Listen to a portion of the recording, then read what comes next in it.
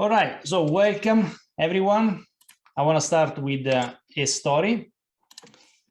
So a few years ago, I was visiting the NASA Space Center in Houston. And we were part of a sort of a private visiting group, and they took us inside the former mission control of the Apollo missions. So basically, just to give you an idea, that's where they were directing the Apollo 11 and the Apollo 13 missions. And it was like a jump in history, back in history. It's been preserved the way it was. Actually, it was quite exciting to see how they managed to land on the moon, and everything was happening from inside their room.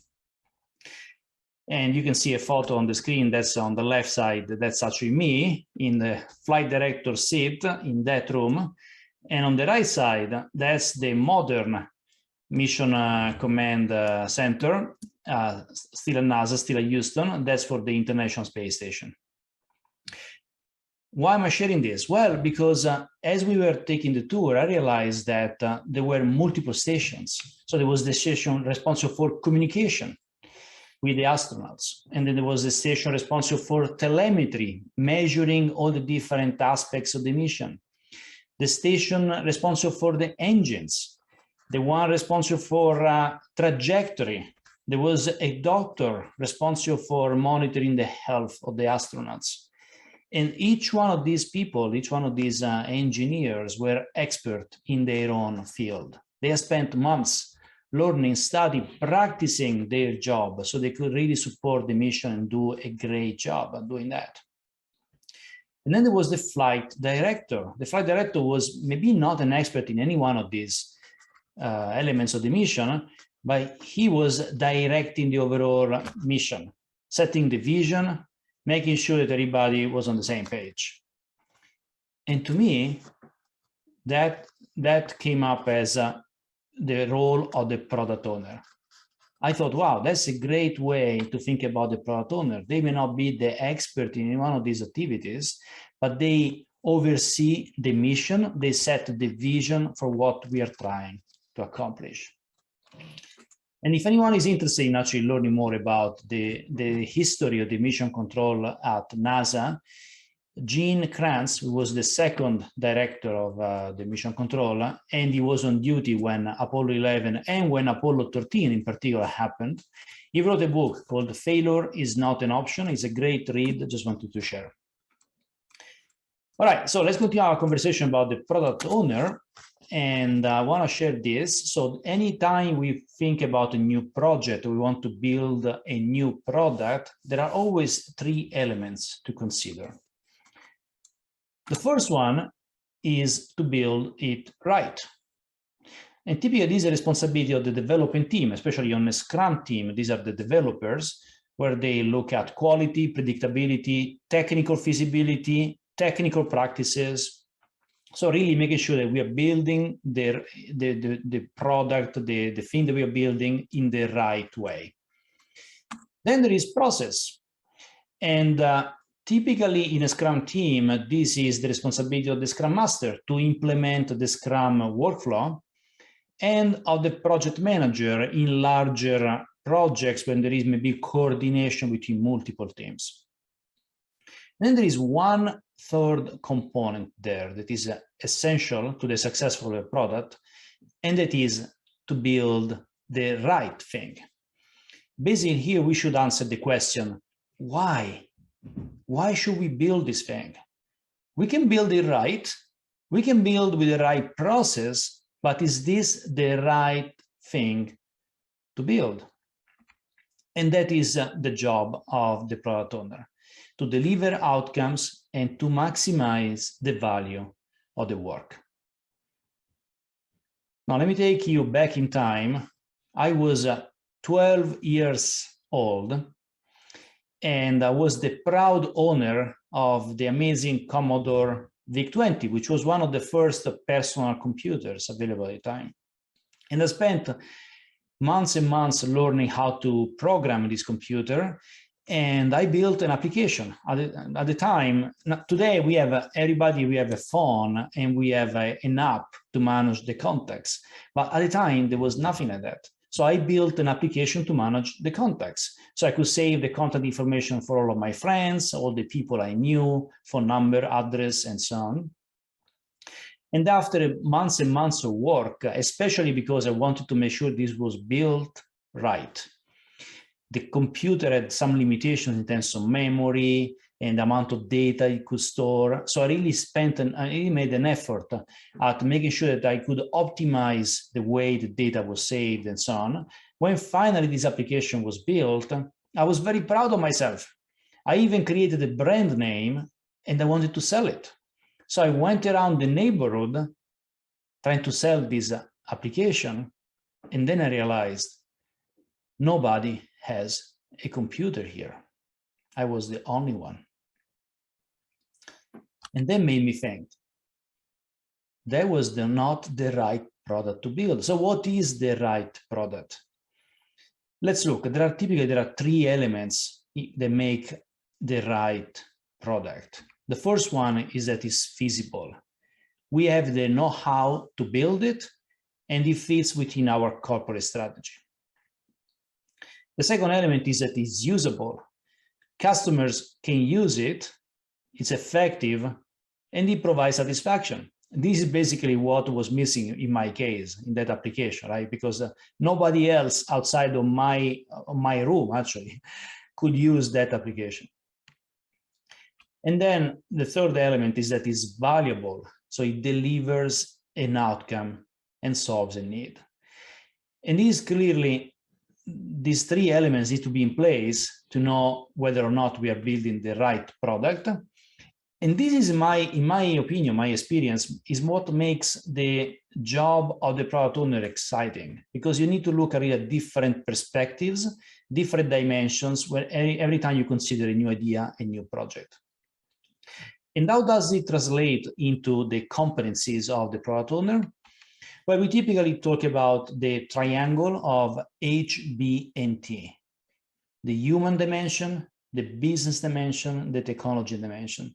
So the product owner needs to be able to understand, connect, spend time researching the human side of things. So what are the customers? What problem are they trying to solve? And then the business side of things is what is the market? What is the corporate strategy? Why should we even build that thing? Why does it fit with our corporate strategy?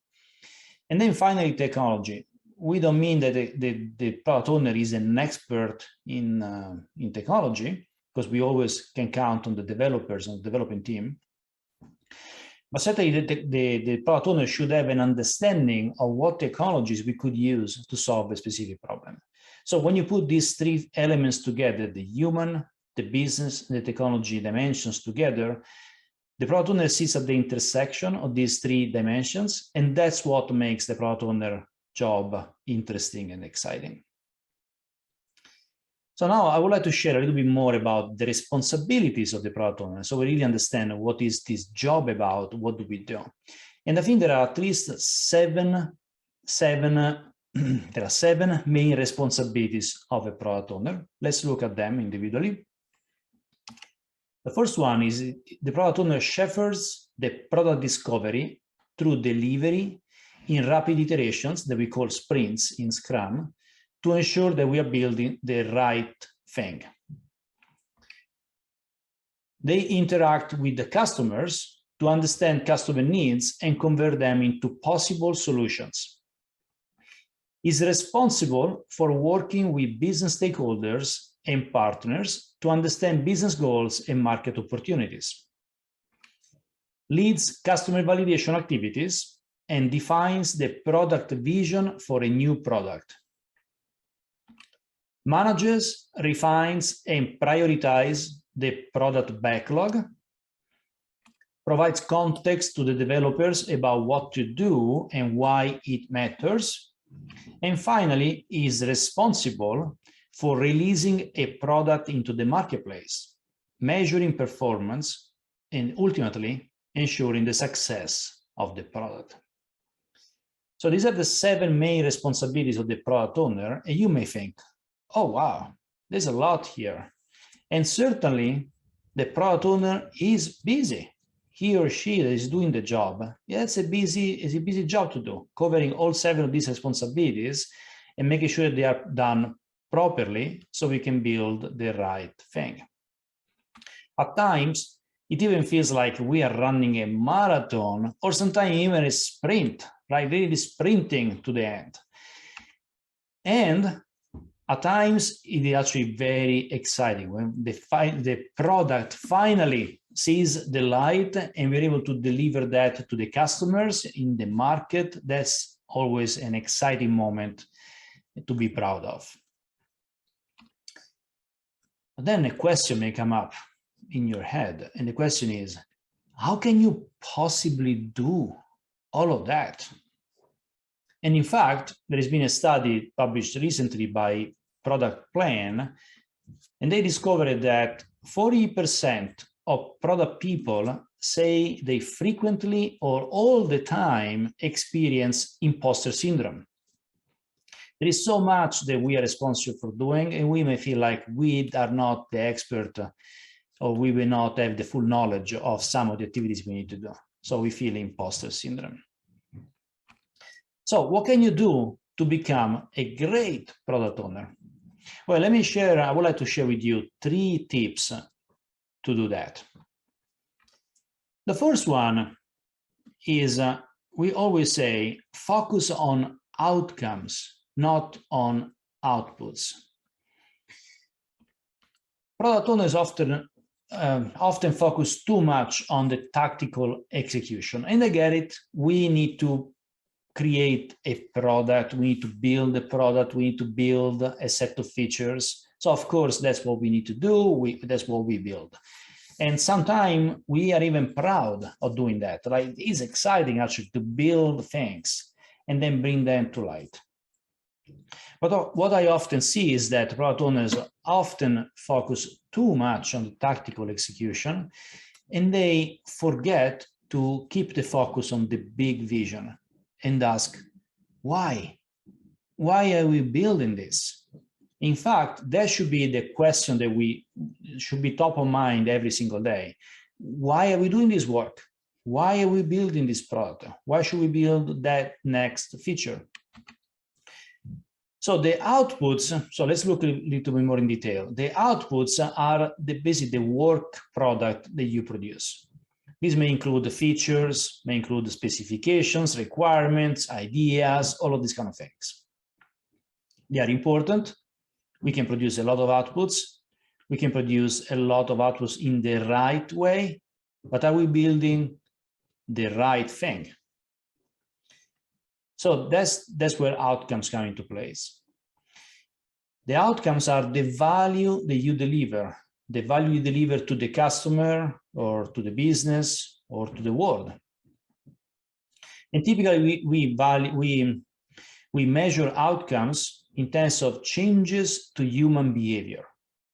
So are the customers changing their behavior because of the work that we have done, because we are delivering value to them, because they see value in the work that we have done, so that they are able to solve their problem and they are changing their behavior to improve basically their life. So problem solved, value delivery. And as product owners, we really would like to minimize the outputs and maximize the outcomes. In fact, in a sense, we tend to focus so much on just building outputs, building features, building products, that sometimes we forget about the outcomes. We should flip that, because the product owner really lives on the right side here of the screen. So really lives in the space of the outcomes. And in a sense, taking this to an extreme, the product itself, the features that we build, are just vehicles. They are vehicles to deliver the outcomes. They are vehicles to deliver value to the customers and to the business. They themselves don't matter much unless they are able to deliver an outcome. So that's the first tip, really focus on the outcome more than on the output. The second one is become a Tiramisu product owner. Now, for those of you that love tiramisu, you know that tiramisu is a delicious dessert that is composed basically of three main ingredients. The first one is coffee, in particular espresso. The second one is ladyfingers, the cookies, the savoiardi, typically inside the tiramisu. And the third one is the mascarpone cheese. Now, to make a good tiramisu, these three ingredients need to be in balance. Because when you have some ingredient is off balance, you may have too much coffee, you may have too much cookies or too much cheese. And then you have a cheesy tiramisu, you have a dry tiramisu, or too much liquid tiramisu with too much coffee. So it doesn't feel right. But when these three ingredients are in balance and you put your spoon inside the tiramisu and you take out one big bite with all three ingredients together, that feels so good. And the same is true for a product owner. So there are three main areas of responsibility for the product owner. The first one is to understand the customer. The second one is to drive product development. And the third one is measure the outcomes. So on a daily basis, we spend time understanding the customers, understanding who they are, what problem are they facing, where do they live in terms of the market, so the bigger space out there. What are the opportunities that we have in the marketplace? And then we spend time building the product, planning, prioritizing the work, so driving product development. And we spend time measuring the outcomes. Are we building the right thing? Are we actually delivering outcomes to the customers? Are we solving their problem or not? And if we do this on a recurring cycle, so it's not like a linear journey, but it's every day we cover all three of these areas. We do this on a recurring cycle. We can maximize the likelihood of building the right product and delivering outcomes to our customers. So that was number two. And then number three, tip number three. To become a great product owner, my suggestion is to develop both domain knowledge and product management expertise. So let's look at what I mean and how to do that. So develop product domain knowledge. In this case, we are talking about really knowing who your customers are, knowing the market in which you operate, the dynamics of your industry. So for example, if you have always worked in, let's say, in the music industry, going into financial services is going to be difficult because you may not have domain knowledge in the other industry, or vice versa. If you always work in the financial services, taking a job in the music industry may be challenging because, again, you may not have the domain knowledge from that industry. So in general, we want the product owner to be able to really talk about the business domain knowledge, the product strategy knowledge, the market knowledge, really develop these three skill sets so they can understand the environment in which the company operates, in which the customers operate. So these are the product domain knowledge. And then the other flip, the other side of the coin is the product management expertise. And when we say product management expertise, we are talking about specific techniques, specific frameworks. So in order that in order to execute the job. So for example, you know how to approach planning a product. You know how to prioritize a set of priorities, for example, your backlog. You know how to create a roadmap.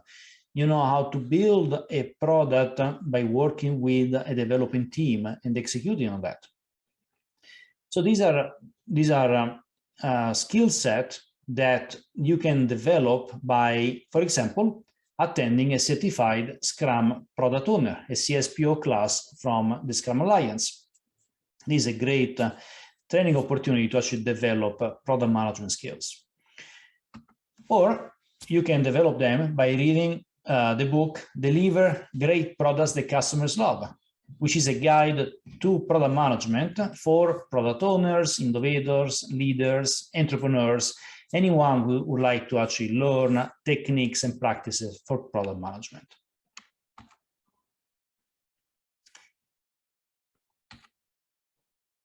I would like to conclude to say, this is an exciting moment to become a product owner. I would like to share 4 key elements from the Future of Jobs report published in 2020 by the World Economic Forum. The first one is that the pace of technology adoption is expected to accelerate in some areas. So we see a lot of companies already have done a lot of investments in cloud computing, big data, e-commerce, but also encryption, non-humanoid robots, artificial intelligence. And this trend will continue and accelerate across all these areas. The second one is that the jobs of tomorrow will outpace the jobs of today destroyed. So there is no doubt that technology is destroying some of the older jobs and creating new ones. There is so you look at the balance, the expectation is that 12 million new jobs will be created by 2025. And this will include jobs at the forefront of data and artificial intelligence, but also in engineering, cloud computing, and product development. So that's a great space to be for us. The future of work has already arrived for a large majority of the digital white-collar workforce. And this is both a result of technology innovation, but also the result of disruption caused by the pandemic that just disrupted our life for the last couple of years. So 84% of employers are set to rapidly digitalize working processes, and they expect that 44% of their workforce will work remotely. So this is a big shift compared to the past. And then number 4, the large majority of employers recognize the value of human capital investment. In fact, by looking at the statistics, 66% of employers that the World Economic Forum surveyed, they expect to invest by 2025 in upskilling and reskilling, so that 70% of employees will be upskilled or reskilled by, again, 2025. So there's a huge opportunity to get support from organizations and corporations to learn new techniques, new skills, and grow in their careers. And when you put all these 4 trends together, it means that the market, our economy, our world is under disruption. It's going to be disrupted. I mean, things are changing so rapidly, so fast across all of these 4 different areas. And that also means that the pace of disruption, technology adoption, and new business models means that companies need to decide what's the right product to build. And I say the right product to build. And that's the space for product owners, which means that product management becomes a competitive advantage for any organization to be able to navigate across all of this disruption and to be able to continue growing in the new market. And just looking at a research I did a few days ago on the internet, I saw that just in the United States alone, product owner jobs in March 2022, there were 117,000 jobs listed on LinkedIn. And just looking at Washington, D.C., where I live, major companies like Capital One, Amazon, JP Morgan Chase, Verizon, all of them are hiring hundreds of roles in product owner. So it is definitely an exciting moment to become a product owner or to grow into your product owner career.